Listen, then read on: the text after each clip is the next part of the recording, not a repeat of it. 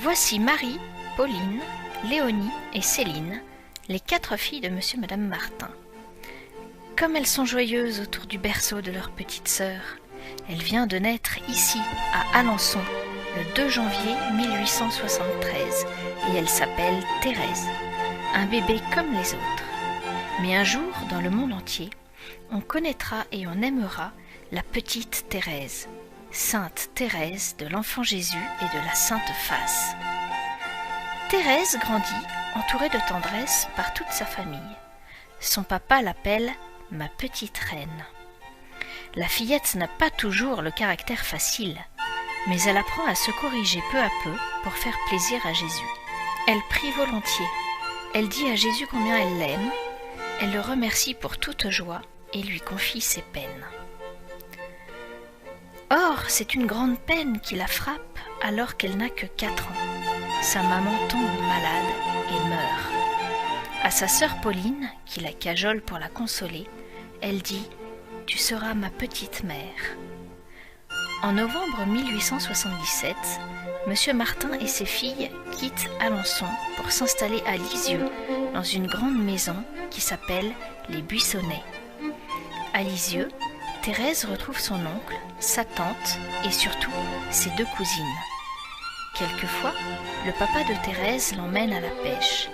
La fillette admire la nature et songe que Dieu nous a donné tout cela parce qu'il nous aime. Un jour, Pauline décide de devenir religieuse au Carmel de Lisieux. Thérèse est si triste de son départ qu'elle en tombe très malade. Mais elle voit sourire la statue de la Vierge près de son lit et se sent aussitôt guérie. Le 8 mai 1884, quel bonheur! Thérèse fait sa première communion. Elle l'appellera « le premier baiser de Jésus à mon âme ». À la suite de Pauline, Marie est entrée au Carmel.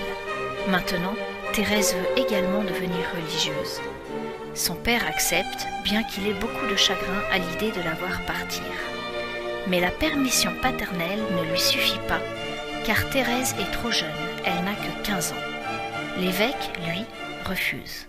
Monsieur Martin emmène Céline et Thérèse en pèlerinage à Rome. Au Vatican, elle ose s'adresser au pape pour obtenir l'autorisation d'entrer au Carmel à 15 ans.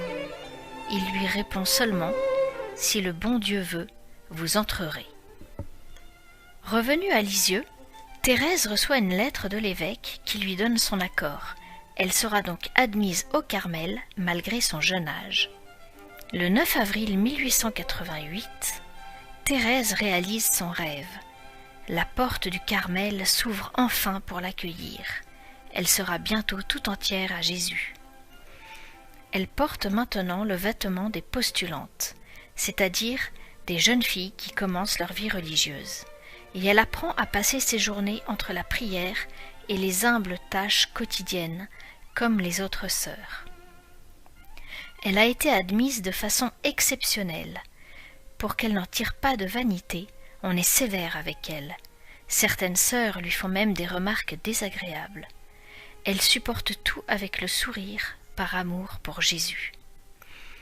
Le 10 janvier 1889, le papa de Thérèse, malgré sa mauvaise santé, vient assister à une émouvante cérémonie, la prise d'habit de sa petite reine. Elle portera désormais l'habit des carmélites. Dehors, tout est couvert de neige. Thérèse est heureuse.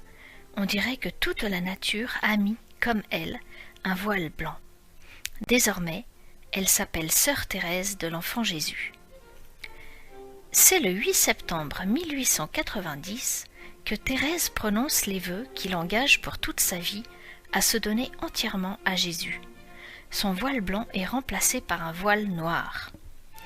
Elle sait que pour vraiment aimer Jésus, il faut aimer les personnes avec qui on est amené à vivre. Aussi s'efforce-t-elle d'être aimable et serviable avec toutes les sœurs, surtout les plus désagréables. Thérèse a des talents d'artiste. Elle peint des images pieuses ou des décors religieux. Elle écrit des poèmes et des pièces de théâtre qu'elle joue elle-même avec les sœurs. Les années passent. On lui confie des novices à qui elle apprend à être devant. Mais Thérèse tombe très malade. Elle est de plus en plus fatiguée et tousse beaucoup. Mère Agnès, la supérieure, qui n'est autre que sa sœur Pauline, lui demande de raconter sa vie par écrit. Ce récit deviendra un livre intitulé « Histoire d'une âme ». Thérèse a beaucoup de mal à marcher, mais elle se force à faire quelques pas. « Je marche pour un missionnaire », dit-elle. En effet, elle écrit souvent à 2 missionnaires et elle veut les soutenir en priant et en offrant à Jésus des sacrifices pour eux. En juillet 1897, il faut installer Thérèse à l'infirmerie. Elle sait qu'elle va vers sa fin et dit « Je ne meurs pas, j'entre dans la vie ». Le 30 septembre, son état s'aggrave. En contemplant son crucifix, elle s'écrie « Oh, je vous aime, mon Dieu, je vous aime ». Ce sont ses dernières paroles.